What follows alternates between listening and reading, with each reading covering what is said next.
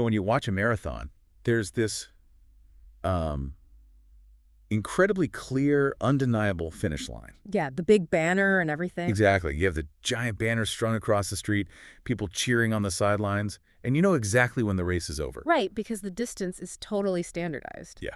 It's exactly 26.2 miles, no matter who you are, what shoes you were wearing, or where you're running. It's just a universal metric for being done. But then you look at financial planning. Oh, man. Yeah.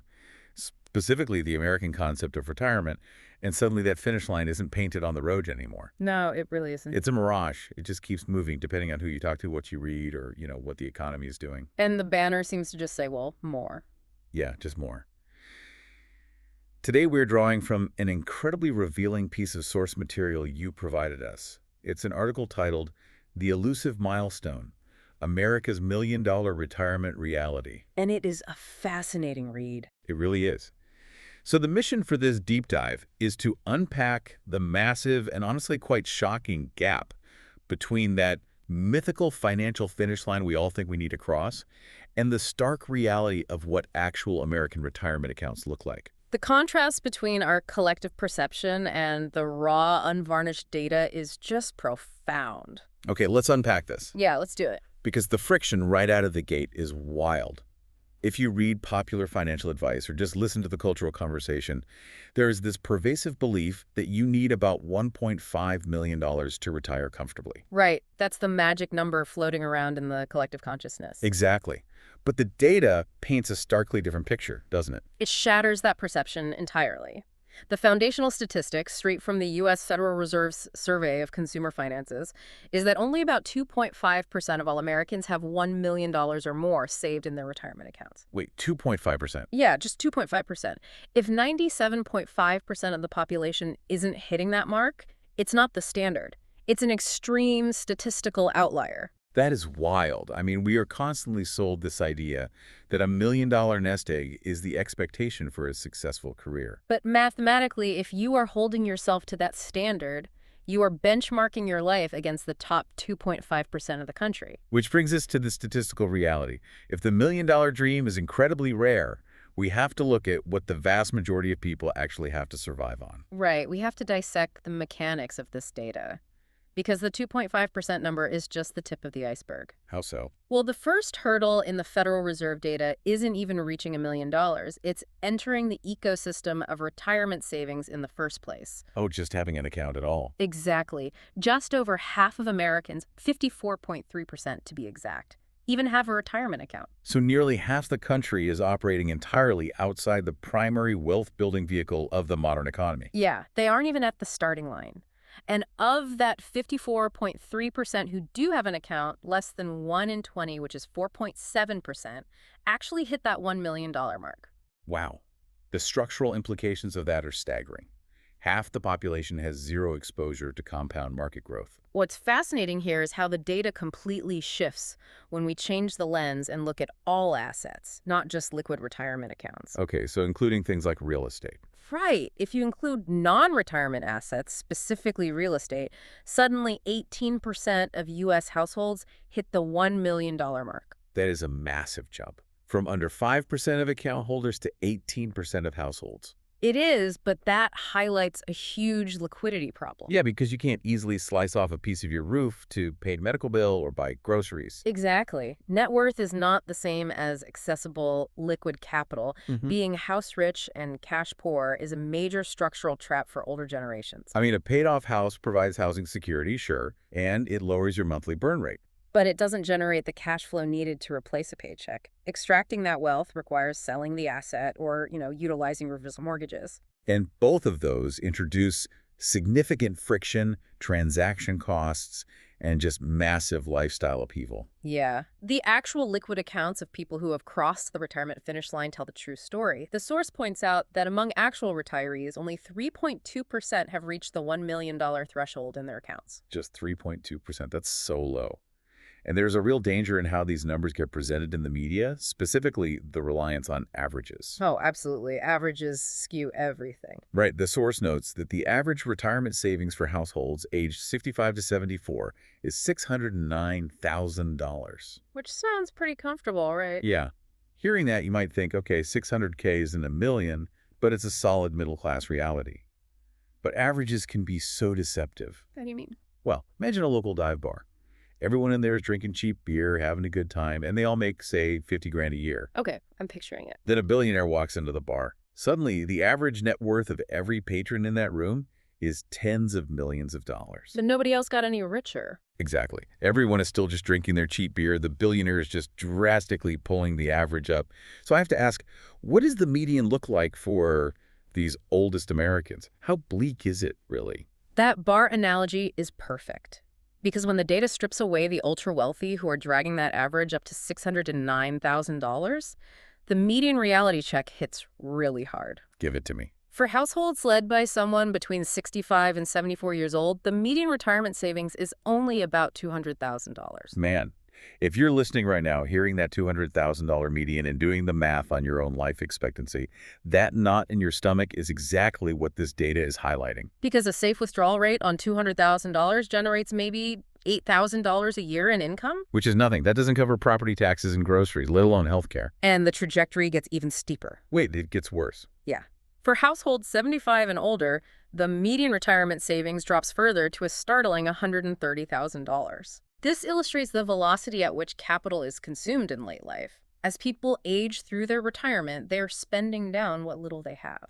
Right, dealing with healthcare inflation and mandatory minimum distributions that just erode that principal base. Exactly. So if the median is hovering around $200,000 for new retirees, but the average is artificially pulled all the way up to over $600,000, who exactly are the billionaires walking into the bar? That is the big question. Who are the people dragging that average up, and what advantages do they have? Because clearly we are looking at two entirely different economic realities operating at the exact same time. The source data breaks the architecture of this wealth disparity down into three major pillars: income, education, and homeownership. Okay, let's break those down. First, income. High-income households save an average of $769,000. Compared to what for everyone else? Compared to a meager $79,500 for middle-income households. So it's nearly an order of magnitude different. Almost 10 times as much, yeah. Then there's the second pillar, education. Let me guess. A college degree makes a huge difference. The massive difference. A typical college graduate has a median of $141,700 saved. Which is still low, But it's 3 times higher than the $44,000 median for someone whose highest education is a high school diploma. Wow. Okay, and the third pillar? Homeownership.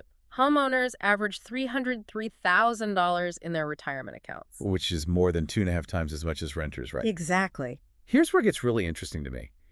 Because it's so easy to just look at this and say, well, obviously, people with higher salaries have more money to put away. Right, that's the surface level takeaway. But looking closely at the mechanics of this data, does the text suggest this is strictly about a simple income gap?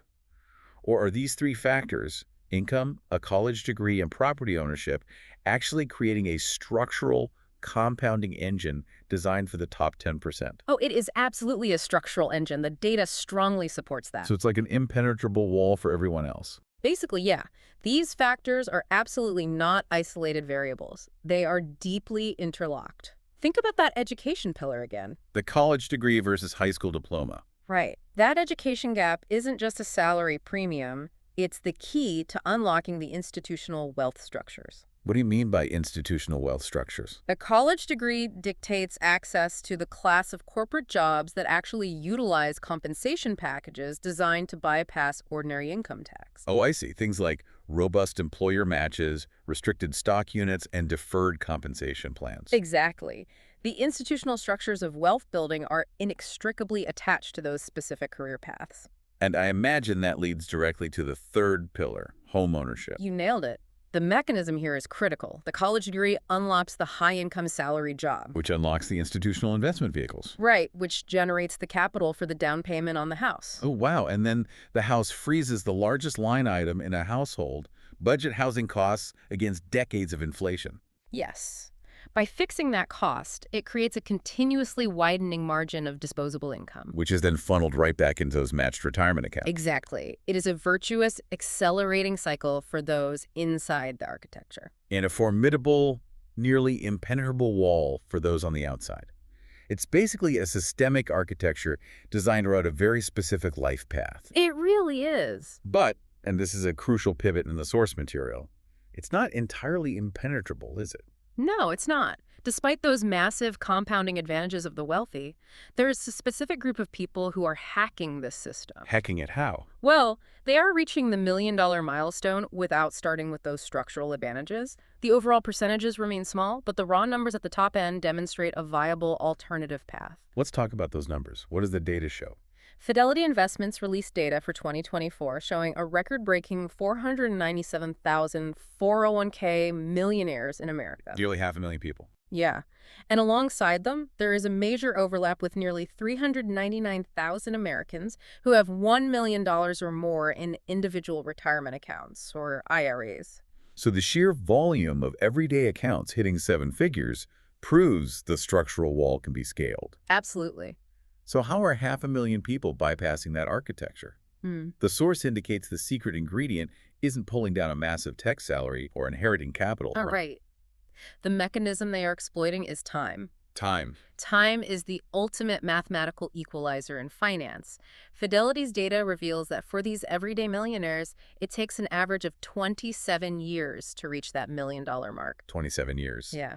And the source even highlights cases of clients who started with 6 figures of debt, literally starting with a negative net worth. Wow. And they still managed to reach $500,000 or more in net financial wealth over those decades. That is incredible. But 27 years, man, that's a quarter of a century of uninterrupted discipline. It's like building wealth with a slow cooker instead of a microwave. That's a great analogy. It's not flashy, but it works over time. But I have to push back here. Okay, go for it. The source points to frugality, investing, and tax optimization as the levers these people pull. Right, those are the 3 main tools. But telling someone making $50,000 a year to be frugal means skipping meals, while telling someone making $200,000 to be frugal just means keeping their 5-year-old Honda. Yeah, the lived reality is very different. So how does the data reconcile the reality that these levers are vastly easier to pull if you already have a high income? Well, if we connect this to the bigger picture, the math of compounding interest does not care about the emotional or physical difficulty of creating the margin. It just cares that the margin exists. Exactly. It only cares that a mathematical margin exists between income and expenses. The source outlines that living frugally isn't about the specific sacrifices. What is it about then? It is about the structural mechanism of avoiding lifestyle creep to manufacture a gap. That gap is the kinetic energy of wealth building. So even if you make $200,000, if you spend $200,000, your wealth building velocity is 0. Precisely. The margin is the only place the compounding can happen. And that brings us to the second lever, investing wisely, which operates entirely on that margin. And over a 27-year horizon, we aren't talking about stock picking, right? No, not at all. It's about capturing the broad growth of the market and aggressively utilizing those employer matches to accelerate the timeline. Free money, basically. Exactly. And then the third lever, optimizing for taxes, is where the real acceleration happens. Yeah, and it's often the least understood mechanism. It's all about minimizing tax drag.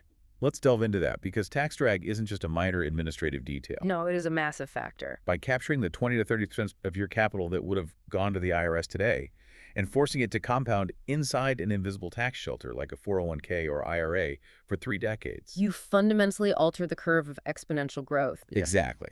A 1 or 2% difference in tax efficiency over 27 years accounts for a massive portion of that eventual millionaire status.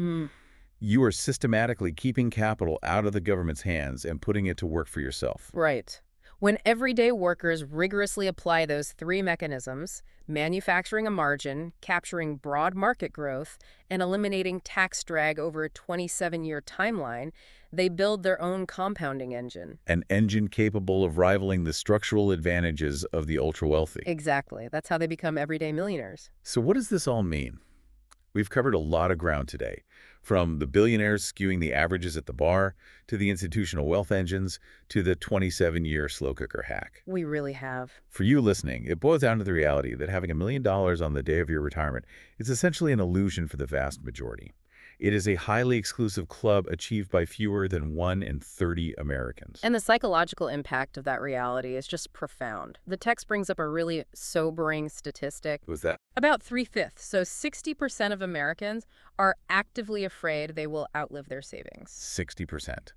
That is a chronic, systemic anxiety hanging over a majority of the population. It is. The source's pragmatic takeaway for the listeners to acknowledge the math. If you want to scale the wall, you have to leverage time immediately. Start saving early and contribute consistently over decades. The 27-year clock has to start ticking. Because you can't out-earn the math if you start too late. Right. The earlier you manufacture that margin, the less heavy lifting you have to do because the compounding engine does the work for you. Exactly. But analyzing all of the systemic factors in this data, this raises an important question. Okay, I love a good question. What is it? If we now know definitively that accumulating $1 million takes an uninterrupted 27-year marathon of discipline, Yeah. and we also know that only 3.2% of actual retirees ever manage to cross that specific liquid finish line in their accounts. Right, the 3.2% reality. Is the societal expectation of a hard stop working retirement age at 65 fundamentally broken? Oh, wow. That is a brilliant way to look at it. We've built our entire cultural narrative around jumping off a cliff at 65. Exactly.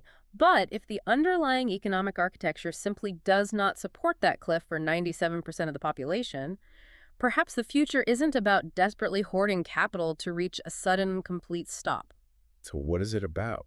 Perhaps we are looking at the forced redesign of the later stages of our working lives. Like a phased transition. Yes, scaling down hours, consulting, or shifting to lower stress work rather than a hard termination of employment. Shifting from a full sprint to a sustainable jog, rather than just collapsing at a banner that the data proves most people can't even reach. It's a much healthier perspective. It really is. We started this deep dive talking about that marathon finish line. What the numbers clearly show is that for almost everyone, Yeah. that singular definitive finish line is a ghost. A total mirage. But maybe the goal isn't to drag yourself across a mythical $1 million line, terrified of what comes next. Maybe the goal is to use those levers. The margin, the tax efficiency, the time to engineer a financial trail you actually enjoy walking on, at your own pace, adapting to the terrain as you go. I couldn't agree more. It's a fundamental paradigm shift from aiming for a number to aiming for sustainability. Well said. Thank you for joining us on this deep dive. For everyone listening, keep looking closely at the mechanisms behind the numbers and keep questioning the finish lines you've been told to run toward. We'll see you next time.